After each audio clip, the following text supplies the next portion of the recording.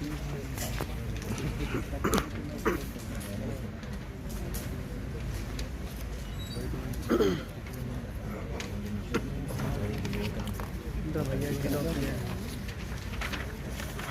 स्वागत है Ayush health and wellness centre की परिचय के संबंध में। जैसा कि डाइट जाने से पहले मैं बता रहा था आपको, मुझे लगता है कि डाइट जाने का भी एक ऐसा लग रहा है कि इसी कार्यक्रम का एक हिस्सा था जिसमें स्वागत और ये सब चीज़ें कंप्लीट हो गई। आयोजकों का बहुत बहुत धन्यवाद। और आयुष पद्धति की उसमें स्वास्थ्य उसको जो हम लोगों का जो एम था, माननीय प्रधानमंत्री जी का जो एक सपना है कि ये देखते हुए कि चाहे कितने भी एम्स बनाते चले जाएं, कितने भी हॉस्पिटल बनाते चले जाएं, लेकिन रोगियों की संख्या कम नहीं होती। उसके लिए केवल एक ही पद्धति माननीय प्रधानमंत्री जी के निगाह में आती है, या सभी हम लोग भी जानते हैं कि आयुष पद्धति ऐसी है जिससे कि हम स्वस्थ व्यक्ति को स्वस्थ रखना, हम लोगों का हमारी जो आयुर्वेद है वो कहती है स्वस्थ से स्वास्थ्य रक्षणम। सबसे पहले स्वस्थ व्यक्ति को स्वस्थ रखा जाए, उसके बाद रोग का निदान किया जाए, उसका उपचार किया जाए, उसका प्रबंधन किया जाए। इसी बात को ध्यान में रखते हुए सबसे पहले आयुष्मान भारत में 1,25,000 आयुष हेल्थ वेलनेस सेंटर स्थापित किए जाने की योजना थी। इसमें जो सचिव भारत सरकार है आयुष मंत्रालय, आपके प्रयासों के द्वारा पद्मश्री श्री कोटेचा सर हैं, उनके प्रयासों से हम लोगों को 12,500 आयुष हेल्थ वेलनेस सेंटर स्थापित किए जाने की अनुमति भारत सरकार से प्राप्त हुई, जिसमें उत्तर प्रदेश को 1600 आयुष हेल्थ वेलनेस सेंटर 2023 से 24 के बीच में खोले जाने हैं, जिसमें 2019-20 में 324 और 2020-21 में 268, कुल 592 हेल्थ वेलनेस सेंटर स्थापित किए जा चुके हैं, बाकी प्रगति पर हैं। इसमें जो स्थापना का उद्देश्य था कि आयुष हेल्थ वेलनेस सेंटर ऐसी जगह पर स्थापित किए जाएं जहां पर स्वास्थ्य की सुविधा अपेक्षाकृत कम है, जहां पर लोगों को स्वास्थ्य की सुविधाएं डायरेक्ट नहीं मिल पाती हैं, वहां पर हमारे प्राइमरी हेल्थ सेंटर नहीं है।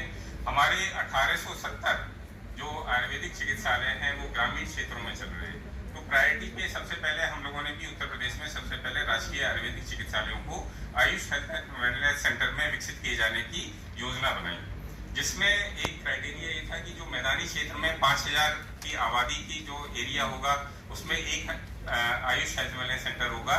ये एक गांव, ये केवल एक गांव नहीं, इसकी एक ग्राम संकुल होगा, मतलब 3 गांव 4 गांव जिसकी भी आबादी कुल मिलाकर 5,000 की होगी, उसके बीच में एक आयुष हेल्थ वेलनेस सेंटर स्थापित किया जाए। और इसके बाद ऐसी जगह पर जहां पर आयुर्वेद, जैसा कि हमारे पूर्व स्पीकर सर ने बताया था कि कोविड काल में आयुर्वेद की उपयोगिता पूरे उसमें बढ़ी है, तो इसमें ये कहने की जरूरत ही नहीं कि आयुर्वेद की लोकप्रियता होगी तो हम लोग आयुष हेल्थ वेलनेस सेंटर खोलेंगे। और हम लोग ये चिकित्सालय ऐसे सेलेक्ट किए जाने थे कि जिसमें हर्बल गार्डन स्थापित किए जाने की जगह हो, या अगर कम से कम 15 जो वो हैं गमले आपके आयुष उसके औषधीय पौधों के, वो उनको वहां पर रखा जा सके और योग कराए जाने के लिए उसमें जगह होनी चाहिए। जो हमारा आयुष हेल्थ वेलनेस सेंटर है उसकी संरचना है, उसमें चिकित्सा अधिकारी, इसमें योग प्रशिक्षक अंशकालिक पुरुष, अंशकालिक महिलाओं को योग कराने के लिए योग प्रशिक्षक अंशकालिक महिला। इसमें जो भारत सरकार की जो गाइडलाइन आई थी उसमें आशा और ANM, लेकिन अभी रिसेंटली निदेशक महोदय सर और सचिव आयुष मंत्रालय भारत सरकार के बीच वार्ता होने के बाद जो सर ने एक कॉन्सेप्ट दिया कि जो आशा ANM है उनके पास एक तो वर्कलोड है, दूसरी चीज जो आयुर्वेद की जो प्रगति परीक्षण जो हम लोग कराएंगे उसके विषय के बारे में जानकारी नहीं है, उनको हमें ट्रेनिंग कराते कराते काफी टाइम गुजर जाएगा, जबकि हमारे BMS के छात्र 2nd ईयर के, 3rd ईयर के और इंटर्न, इन लोगों को हमने इस योजना में जोड़ा है।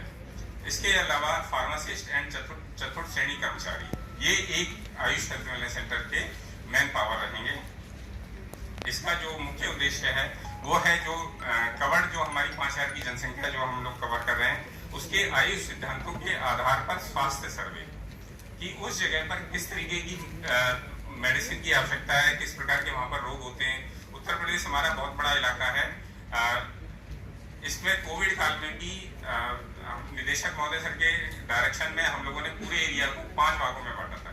उसमें हम लोगों ने बताया था कि आहार किस तरीके से, बुंदेलखंड एरिया अलग है, पश्चिम एरिया अलग है, पूर्वी एरिया अलग है, मध्य क्षेत्र अलग है, तो वहाँ पर अलग अलग खान पीन की व्यवस्था है। तो उसी हिसाब से हम लोगों ने उनके आहार विहार की योजना बनाई थी। तो इसी तरीके से इस योजना में भी यही चीजें सम्मिलित हैं। आयुष विधा द्वारा उपचार और गुणवत्तापूर्ण औषधि उपलब्धता कराना, मानक उपचार एक स्टैंडर्डाइज प्रोटोकॉल हो, उसके आधार पर हम लोग मेडिसिन उपलब्ध कराएं। आयुर्वेद के जो सिद्धांत हैं उनके और योग तथा प्राकृतिक चिकित्सा के आधार पर लोगों को हम लोग स्वस्थ रख सकें। सामुदायिक संगठनों का, जो गांव में स्वच्छता समिति बनी हुई है, पोषण समिति बनी हुई है, उन समितियों को हम अपने चिकित्सालय के संग जोड़ें, उनके संग MOU करें, उनको अपने संग जोड़ें और व्यक्ति को स्वस्थ रखने का प्रयास करें। इसका इसमें एक फैक्टर, बहुत अच्छा फैक्टर इसमें जुड़ा हुआ है। और सबसे इम्पोर्टेंट है स्वास्थ्य संबंधी, जो हमारे पास डेटा नहीं होता है, स्वास्थ्य संबंधी क्षेत्रगत डाटा का संकलन। सेकेंड फेज में जब हम लोग फर्स्ट फेज कंप्लीट कर लेंगे, तब सेकेंड फेज में जो NHM के द्वारा ये 12 योजनाएं चलाई जाती हैं, जिसमें गर्भावस्था, बच्चे के जन्म के समय देखभाल, नवजात और शिशु स्वास्थ्य देखभाल सेवाएं, बचपन और किशोर स्वास्थ्य देखभाल सेवाएं, संक्रामक रोगों का प्रबंधन, ये 12 योजनाएं, इन योजनाओं का संचालन हमारे आयुष हेल्थ वेलनेस सेंटर से सेकेंड फेज में किया जाएगा। इनका जो प्रोग्रेसिव स्टेज है, मतलब प्रोग्रेसिव स्टेज में हमारे 500 हेल्थ वेलनेस सेंटर आ चुके हैं। उन प्रोग्रेसिव स्टेज में आयुष चिकित्सालयों का सुदृढ़ीकरण कराना, उनकी ब्रांडिंग करना, जिससे कि आयुष हेल्थ वेलनेस सेंटर अन्य चिकित्सालयों से, प्राइमरी हेल्थ सेंटर से या हमारे जो यूनानी चिकित्सालय, होम्योपैथिक चिकित्सालय, साधारण चिकित्सालय, उनसे अलग दिखाई दे, उनकी एक यूनिक ब्रांडिंग कराना। चिकित्सा अधिकारी की उपलब्धता, योग प्रशिक्षक जो अंशकालिक महिला और पुरुष का आबद्धीकरण किया जाना, हर्बल गार्डन की स्थापना और औषधि की उपलब्धता, ये 6 बिंदुओं पर ये प्रोग्रेसिव स्टेज भारत सरकार ने निर्धारित की थी, जिस पर हम लोगों ने सफलतापूर्वक कार्य करते हुए इस तरीके से 510 हेल्थ वेलनेस सेंटर हम लोगों ने स्थापित कर दिए हैं। इसमें आप देख सकते हैं ये औषधि वाटिका, हम लोगों ने ये मॉडल हमारा चंद्रावल का है, राजकीय आयुर्वेदिक चिकित्सालय चंद्रावल लखनऊ। यहाँ पर आप देख सकते हैं कि हमने औषधि वाटिका को ये नवग्रह के आधार पर इसको डेवलप किया है। इसमें जो भी भारत सरकार की गाइडलाइन थी कि 15 और इन औषधियों को, पौधों को उगाकर आसपास के लोगों को भी बांटा जाता है, उनको उसका उपयोग बताया जाता है कि वो उसी तरीके से अपनी क्यारी, अपने घर के आसपास इन औषधि पौधों को उगाएं और उसका घरेलू जैसे कोई भी समस्या है उसमें इसका उपयोग कर सकें। इसके अलावा आप गैलरी में देख सकते हैं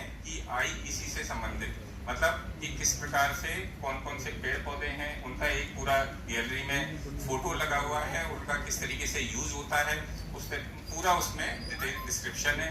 सामने वाले उसमें आप देख सकते हैं कि योग का एक कमरा एक डेवलप किया हुआ है, जिसमें योग कराया जाता है लोगों को। तो इस तरीके की योजना हमारी आयुष हेल्थ वेलनेस सेंटर की संचालित की जा रही है।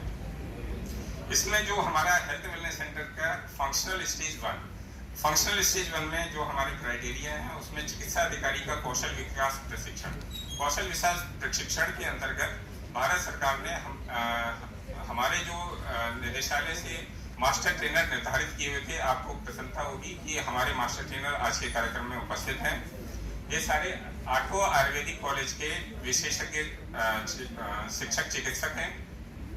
आप ही के माध्यम से हम लोगों ने 590 जो चिकित्सा अधिकारी इन आयुष हेल्थ सेंटर में कार्यरत हैं, उनका वर्चुअल उससे कोरोना काल में हम लोगों ने सफलतापूर्वक प्रशिक्षण पूर्ण किया। और इस समय यूपी सबसे पहला जो था वो हरियाणा में जरूर खोला गया था, लेकिन सबसे ज्यादा जो हेल्थ वेलनेस सेंटर आज फंक्शनल स्टेज पूरा कर चुके हैं वो यूपी है। योग प्रशिक्षक कौशल विकास प्रशिक्षण, जो हमारे योग प्रशिक्षक इसमें कार्यरत हैं, उनको उनमें से 50% का हम लोग प्रशिक्षण पूरा करा चुके हैं। आगामी महीने में जो शेष हैं उनका भी प्रशिक्षण हम लोग पूरा करा लेंगे। बहिरंग OPD हमारी ऑलरेडी, क्योंकि राजकीय आयुर्वेदिक चिकित्सालय थे पहले से चल रही थी, वो अभी भी चल रही है। BMS छात्र और इंटर्न का प्रशिक्षण, इसमें हम लोगों ने प्लान जो बनाया है भारत सरकार ने, उसको पूरे देश में लागू करने का प्लान बनाया हुआ है। उसको जैसे ही वहां से मंजूरी मिल जाएगी, हम लोग इस प्रशिक्षण को भी पूरा करेंगे। लैपटॉप की उपलब्धता, लैब सुविधा, कल ही निदेशक सर उस कमेटी के मेंबर हैं और कल ही सर ने इसको अप्रूवल दे दिया है। आने वाले समय में लैब की सुविधा भी स्टार्ट हो जाएगी, जिसमें आपका हीमोग्लोबिनोमीटर है, HIV किट है, मलेरिया किट है, कई सारी किट है जिनका की प्राइमरी हेल्थ लेवल पे ही जांच की सुविधा उपलब्ध हम लोग करा सकेंगे। Criteria for functional health wellness centre stage 2 में जो भी सेवित जनसंख्या है, देखिए असल जो कार्य है अभी तक तो केवल सरकार का कार्य था कि हम फैसिलिटेट करना, हेल्थ वेलनेस सेंटर को हम लोग किस तरीके से फैसिलिटेट करेंगे। उसके बाद जो काम है ये हम लोग करेंगे कि जो इस जनसंख्या है उसका एम्पैनलमेंट करना, उनको हेल्थ कार्ड और फैमिली हेल्थ कार्ड मतलब बांटना कि एक फैमिली में कितने लोग हैं, कितने पुरुष हैं, कितने महिलाएं, उनका उम्र कितनी है, कितनी एज है, उनको हम लोग किस तरीके से किस प्रकार के रोग वहां पर हो रहे हैं, उनको हम लोगों को एम्पैनलमेंट करना। इसके बाद जो हमारे जो इंटर्न हैं, BMS के छात्र हैं, वो एक सर्वे करेंगे जिसमें प्रगति परीक्षण, जितने भी 18 साल से ऊपर के लोग होंगे उनका प्रगति परीक्षण जो भारत सरकार ने एक हम लोगों को प्रोफार्मा उपलब्ध कराया हुआ है, उस प्रोफार्मा के आधार पर हम लोग प्रगति परीक्षण कराएंगे। और ये जो प्रगति परीक्षण होगा, मुझे लगता है कि पहली बार इतने बड़े मास के रूप में सबसे पहला प्रगति परीक्षण होगा जो हमारे आयुर्वेद के सिद्धांतों को स्टैब्लिश कर पाएगा। CBSE फॉर्म द्वारा स्वास्थ्य सर्वे, CBSE फॉर्म है community based assessment checklist. Bharat सरकार ने एक चेकलिस्ट हमको दी है जिसमें उन्होंने बताया कि जो 30 साल से जितने भी ज्यादा की उम्र के लोग उस जो एम्पैनलमेंट एरिया होगा उसमें हम लोग 30 साल से जितने भी ज्यादा की उम्र के लोग हैं उनको हम लोग CBSE फॉर्म्स के द्वारा देखेंगे। उसमें वेट है, हाइट है और कई सारी चीजें उसमें सम्मिलित हैं, जिसके द्वारा हम लोग जो गैर संचारी रोग हो रहे हैं उनकी पहचान स्टार्टिंग लेवल पे ही कर सकते हैं। क्योंकि हम लोग जानते हैं कि गैर संचारी जितने भी रोग हैं, चाहे हाइपरटेंशन हो, चाहे डायबिटीज हो, उसको अगर हम प्राइमरी स्टेज पर ही आयुर्वेद के माध्यम से रोक सकते हैं, तभी जो आने वाले समय में 2025 में प्रेडिक्शन है कि जो इंडिया डायबिटिक का सेंटर होगा, तभी हम लोग उसको रोक पाएंगे। सामुदायिक स्तर पर IC गतिविधियां, जिसके अंतर्गत औषधीय पौधों को साधारण बीमारी में किस प्रकार से यूज किया जा सकता है, इसके बारे में लोगों को जागरूक करना। आयुर्वेद में जो वर्णित है दिनचर्या, ऋतुचर्या, आहार, इसके द्वारा लोगों को आहार जनित जो रोग हो रहे हैं उनसे बचाना। ये हम लोगों का जब कार्यक्रम हम लोग स्टार्ट कर देंगे, फंक्शनल SWC स्टेज 2 हमारा तब कंप्लीट होगा। इसके लिए ये जितना भी डेटा कलेक्शन है, ऐसा नहीं कि वो डेटा कलेक्शन भारत सरकार ने एक नेशनल जो प्रोग्राम है उसमें डिजिटल इंडिया के माध्यम से एक पोर्टल बनाया हुआ है। उसमें सबसे पहला जो काम हेल्थ वेलनेस सेंटर का हो रहा है वो generation of the national identification number.